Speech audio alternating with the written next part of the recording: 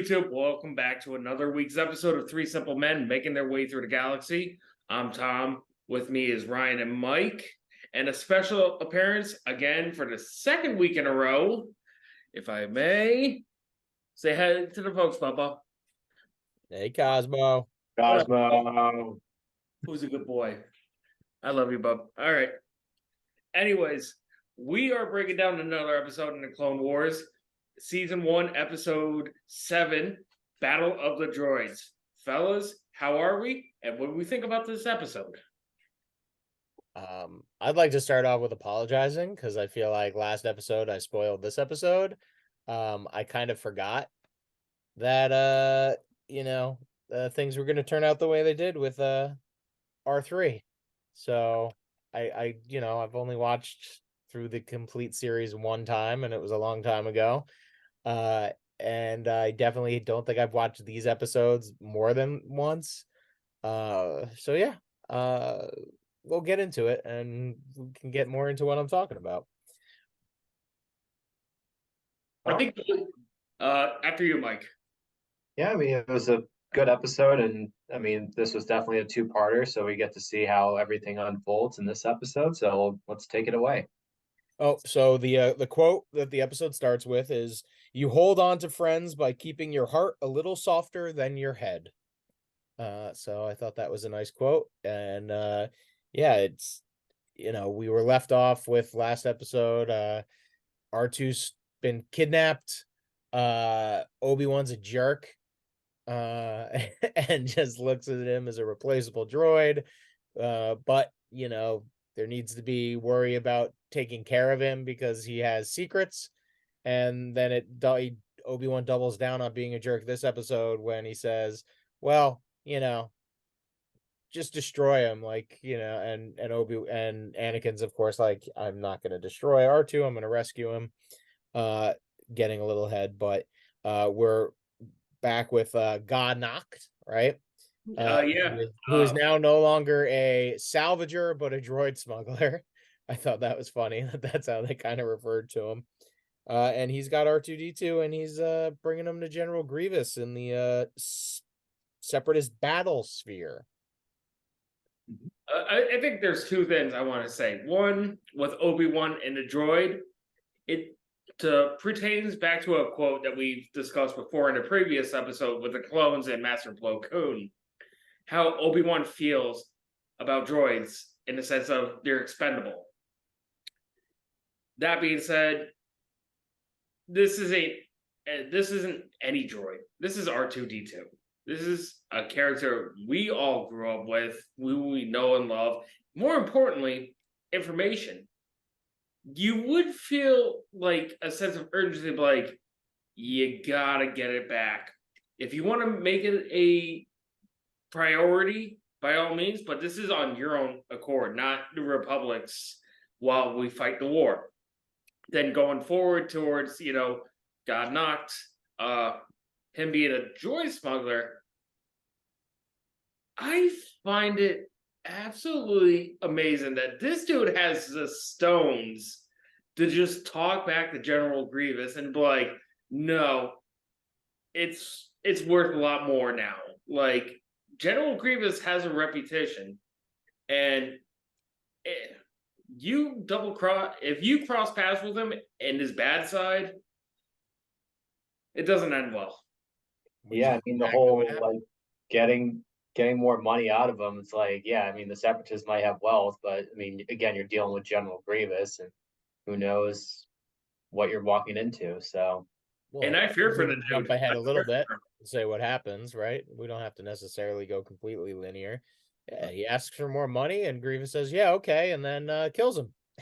Well, I wasn't going to get that far ahead because I mean, we're talking about R2 being crafty, and that's all right. We can pinging Anakin, the Republic, and telling them, hey, this is where we are and this is where the Separatist battle post is. So we see R3 being the little jerk that he is, or stubby, trying to like tone down the voice, and Anakin's like, screw it, let's just put on the ship intercom, and it's like, oh, that's definitely R2, let's track him. And you see they ping Obi-Wan, and of course, Obi-Wan's mission is destroy the station. It's like, well, I could rescue R2, and it's like, no, stick to the mission, destroy the station. So, yeah, Well, I pretty just much. want to say and this. got So knocked. I just want to say this. So when we're watching that scene with R2D2, when he's alerting Anakin and the Republic of where he's going, you hear the music, and we've been talking about the music. For me personally, the vibes go off of the movie Men in Black for some reason. Okay. I that's just my take.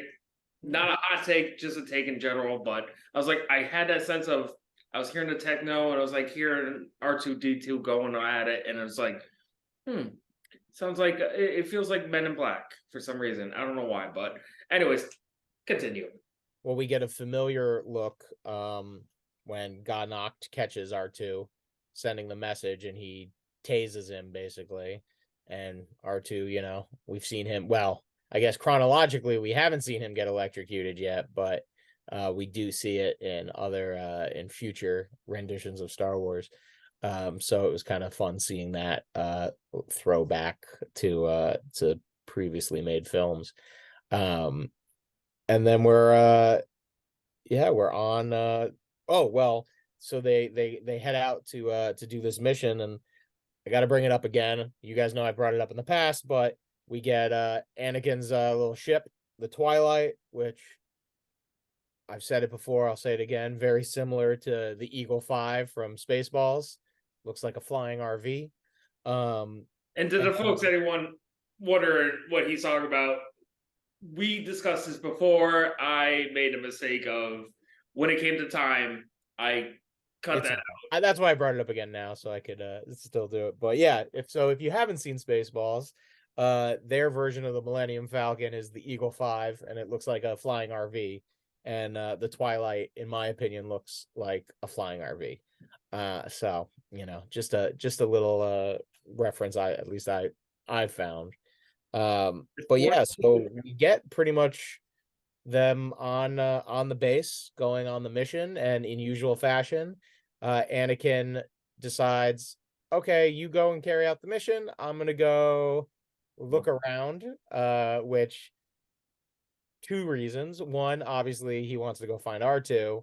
Another reason, well, you know, they got to split up so somebody can distract Grievous, so Grievous and Anakin don't meet, right?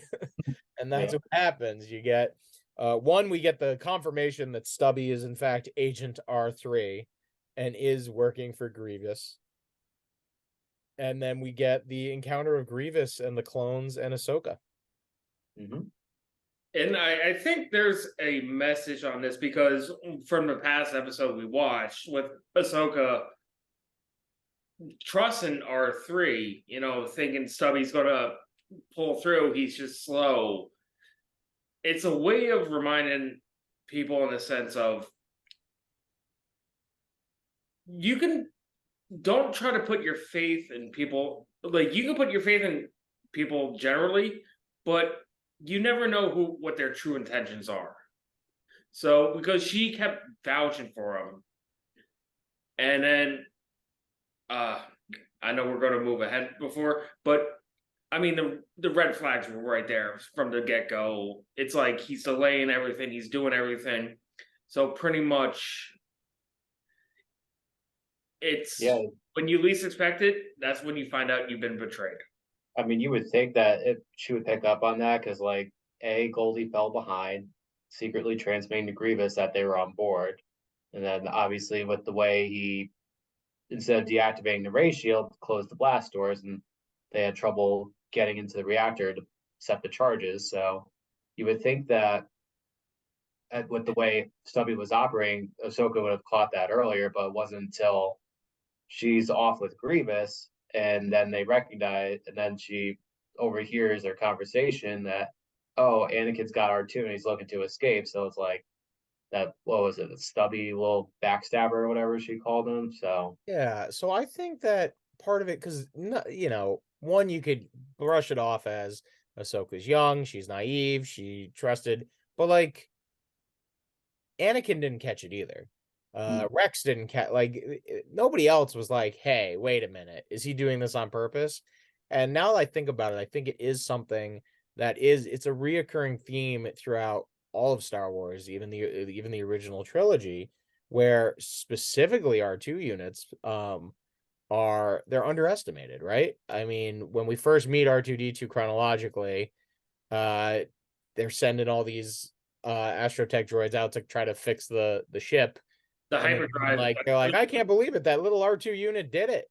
And they're kind of surprised that he ended up fixing it. But then also, and definitely in the original trilogy, how many times have we seen, and it happens again in this towards the end, but where R2 and C3PO will just like walk across a firefight and nobody thinks to like shoot them, you know?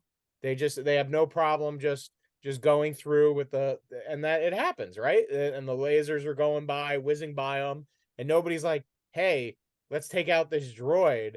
The droids are constantly underestimated. So I think it's safe to say that like it wouldn't even R3, it just made more sense to blow it off as like, oh, he's a new droid and he's a little slow, but he'll get the hang of it, as opposed to, oh no, this is purposeful, right? They underestimated him.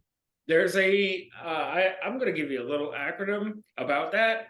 It's called LRLT, low risk, low threat. Yeah, I mean that's right. They just don't. It's like they don't see them.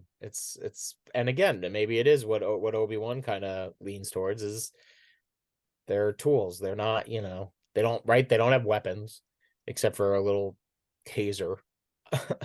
They're not, so in that they're not perceived as a threat. That being said, we might see it, I know for a fact we're eventually going to meet another version of an astrotech droid that's very threatful. does a lot of damage once we get to Rebels. So it's just interesting that they kind of like pretty much insignificantly ignore not just R3, but as we'll see later in this episode, R2, when he's told to go open up the bay doors again.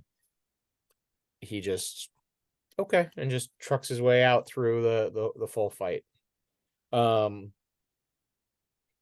did skip over a little bit, but so the encounter of the droids and Ahsoka and the clones, which then Grievous shows up, but we do get introduced, I think, to the first time to at least them being called droid poppers. Did you guys catch that? Oh yeah, like a little ion grenade, something like that. Yeah, a little, yeah. I want to talk about that because we saw two different variations of the B2 battle droids, super battle droids, and the B1 battle droids of how they handled it.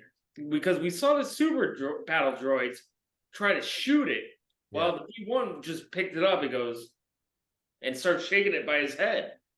Yeah, that was kind of funny. I enjoyed it, absolutely, 100%. But just going back a little bit further, I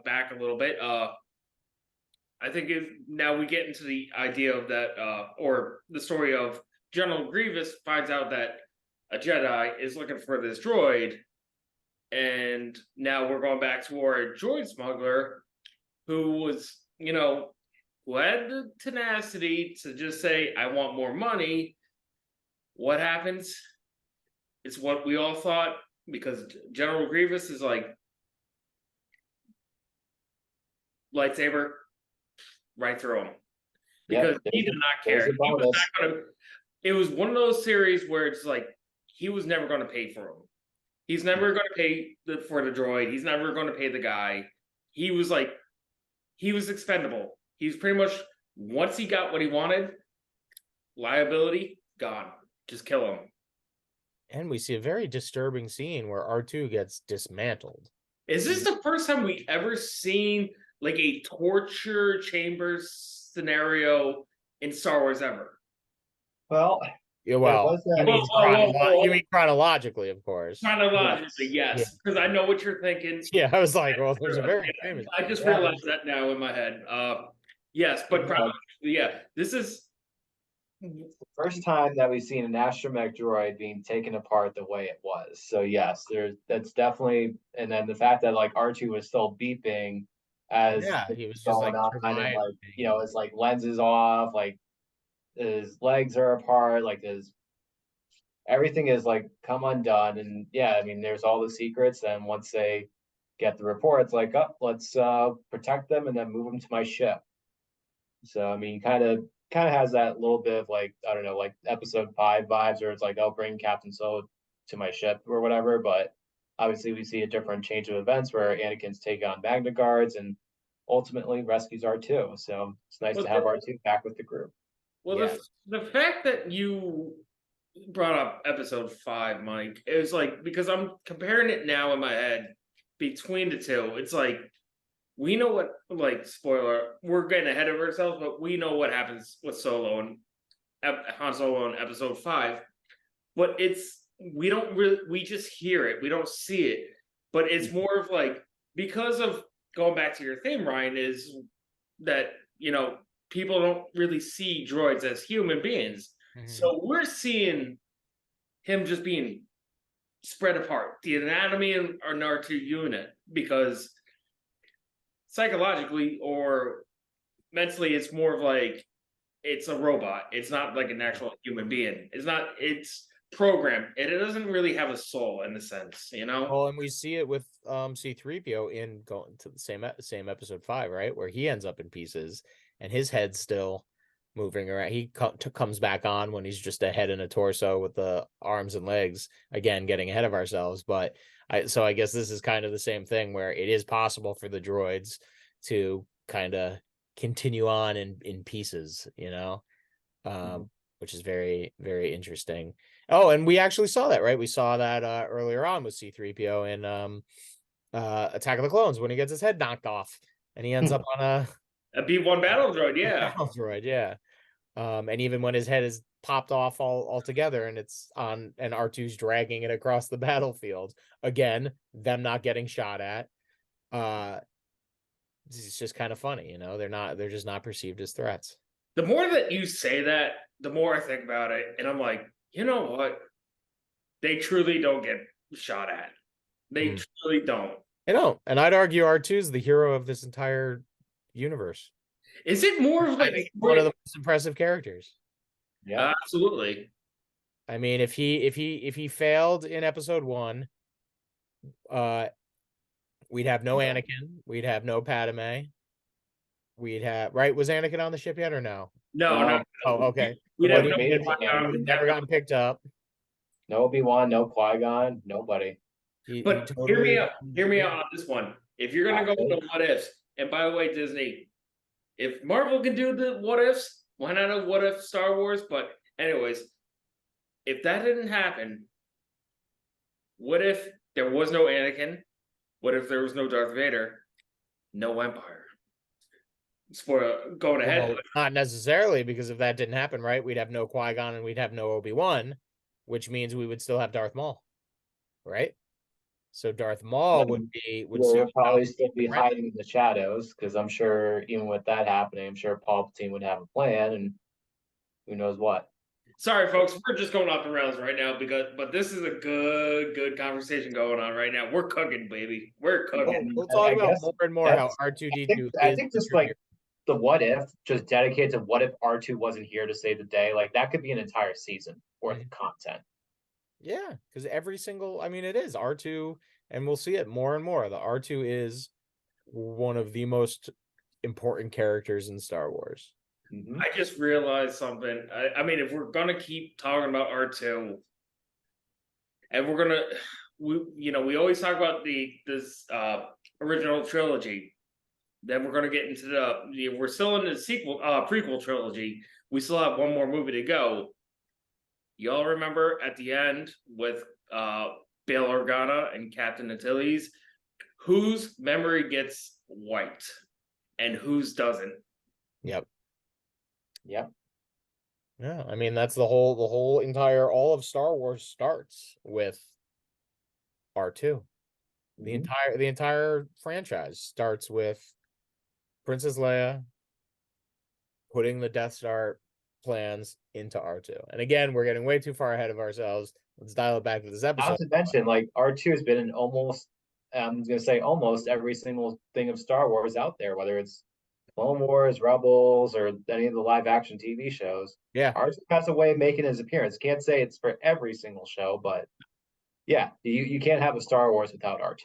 No. Okay, all right. I know we all love R2 right now, but I think we should get back on track. Let's be honest. Like, we can continue this conversation for hours. All right, so let me center ourselves. So R2 has been rescued. They're trying to escape. We'll put it where Ahsoka is fighting Grievous, discovers, or kind of now hiding from Grievous, discovers that Agent R3 is Agent R3. We do get a slightly scary moment, right, where Grievous has Ahsoka by the throat, and he's disarmed her. But luckily, Anakin just decides below the ship or the base, and we'll figure it out as we go. And that explosion kind of distracts Grievous enough for Ahsoka to chop his hand off and make a pretty nifty escape. I gotta give Grievous one credit because he did use some bit of knowledge because he assessed that the Jedi was far too young as a Padawan, as Ahsoka. So in his mind, he assumed there was a master. So he said, look for a second Jedi. Second of all, going back a little bit, I got two hot takes on this tonight, boys. All right, It's gonna be my first one. General Grievous talking to R2 while he's disassembling him. And he says, and he goes, nothing's gonna happen to you from one droid to another. General Grievous is half a droid. He's not in a full droid. He's just a species from a different planet that's got robotic put into him. He was never truly a droid. Well, do we know that canonically yet? You're going off of non. I know. It's jumping 1 or 2 episodes ahead if I can remember the timeline. So yep, we're getting there. We'll figure. We'll gotta hold out for a couple more weeks. But anyways, but continuing on, yeah, like you said, it was a very. But going back, it was like, yeah, it was very smart for Grievous to realize she's very young, and then there's going to be a second Jedi. Yeah. But so then we get the final showdown. I would say the real the title of the episode, right? Duel of Droids, and we finally get the two droids, R2 and R3, duking it out very briefly. R2 kicks some droid can and manages to basically rescue the rescuers, right? They came to save him, and turns out, he's the one that's gonna in turn save them. And yeah, we get the reuniting of everybody that's left. We should have a brief moment of silence for all the clones that died, because it was a fair amount. Only 2, I think, survived, right? Rex and 1 other survived the Then you had the pilot of the Starlight. The pilot, yeah. Oh, by the way, did you guys notice their jetpacks when they were landing on the ship? Mandalorian. Thank you, Mike. So they had Mandalorian jetpacks. It was pretty and much... I forget which one the clones, but someone dropped. I've got a bad feeling about this, so I'll have to add another one to the tally. Oh, I totally didn't even catch that. I forget, might have been Rex, but I jotted it down my notes. So that's 3 episodes in a row with I've got a bad feeling about this. So we got we're on a streak with that, and then we're at 6 total. Yeah. Very good. I did write down, and it doesn't sound familiar, but at one point, Anakin does give out some numbers. He says, scramble the message, code 1477. But I don't think that means anything. No, I didn't pick up. No Easter eggs there. No. But we do see General Grievous fleeing like a coward, like he always is. Oh, yep. As the ship That was the is. last thing I wrote down. Grievous runs away again. Yep, what a coward. Oh, and we do get him saying another lightsaber for my collection, which I think That's That's what this it was was. the first. that's This is me. the first time we even find Yeah. out that he has a collection, hmm right? That's not something that we know at this point. So We he's just like, assumed DL only had two. yeah, he pulls out one, then he pulls out his second, and then when he takes Ahsoka's, he says another lightsaber to add to my collection. Also, give credit to Ahsoka when she encountered Grievous, he only used one as a means of I only need one to destroy you. Mm-hmm. And then later on, okay, now I need two. Yeah. So good for Ahsoka. Yeah, I mean, we'll see her continue to grow, and as we know, she's gonna turn out to be a very good duelist. She knows how to use a lightsaber, and we'll continue to see that, and it'll be fun to watch. And I thought she held her own pretty well, And then we see everyone back together, and of course you have Obi-Wan scolding Anakin. So it's like, let me get this straight. You risked your entire squadron, you risked your Padawan over a droid. And Anakin pretty much summed it up. He's like, R2's more than a droid, he's a friend. And That's it. yeah, I mean, like we all talked about earlier, just if it wasn't for R2, it would be a completely different story. Yeah. That we'll be talking about. So it's really nice to see, And I got one more hot take, boys. This is gonna be my Ooh. actual true one right here. All right, what do we got? Let's go. Rex, the 501st, and the Republic should be kissing R2's ass. Yeah, I agree. Yeah. I'd also say I have a hot take, and it's Obi-Wan Kenobi. You're on my shit list. I'm pretty disappointed in Obi-Wan right now. He's got to win me back over. I mean, watching this chronologically, I'm not becoming an Obi-Wan fan. I'm more team Anakin. I liked him in episode 1. Episode 2, he was being a jerk to Anakin the entire time. And so far in the Clone Wars, he's just continuing to be mean. And now he's even being mean to R2, which I have no tolerance for, I gotta say. Obi-Wan's gotta win me back over. It's crazy. And I've never had that hot take on Obi-Wan before, watching it how I do, because I know how much I love Obi-Wan, but right now he's just I'm team Anakin. I'm team Anakin right now. Obi-Wan. Yeah, I mean, at least Obi-Wan still has that, episode 2 attitude towards Anakin. So I mean, yeah, it's just well, again, less that, more, the R2 situation is really leaving a bad taste. He saved them too. And it's like, why the hatred? Stop droid hate, bro. Come on. Love, embrace. He's like a third family member at this point. He should be. He's the family member. Yep. That's it. He's the godfather. He is the godfather. All right, guys. I got nothing else after this. Nothing else? All right, Mike. All right, well, it's a wrap. Thank you, everyone, for joining Three Simple Men making their way through the galaxy. Hit that like, comment, subscribe, and come back next week for some more Star Wars, Clone Wars content. May the Force be with you, always.